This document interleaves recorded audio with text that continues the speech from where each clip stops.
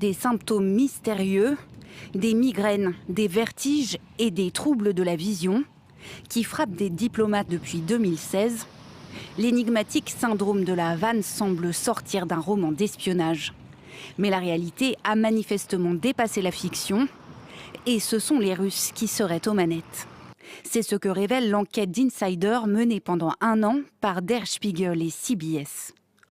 Le syndrome de la Havane s'éclaircit. De nouvelles preuves établissent un lien entre l'unité d'assassinat 29 155 du GRU et de mystérieuses attaques contre des fonctionnaires américains et leurs familles.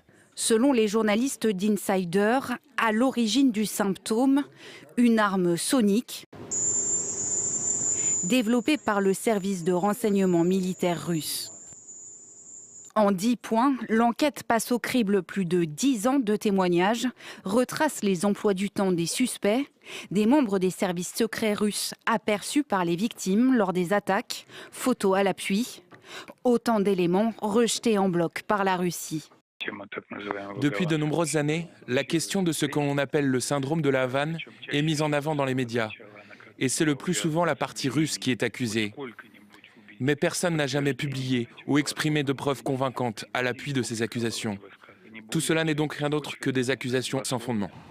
D'après l'enquête d'Insider, les premiers cas du syndrome de la Havane seraient survenus en Allemagne en 2014, signalés depuis en Autriche, en Chine et à Washington par des diplomates américains. Dans un rapport datant de mars 2023, les services de renseignement américains concluaient qu'il n'y avait aucune preuve crédible qu'un adversaire étranger dispose d'une telle arme sonique. Affirmation renouvelée lundi par le porte-parole du département d'État américain.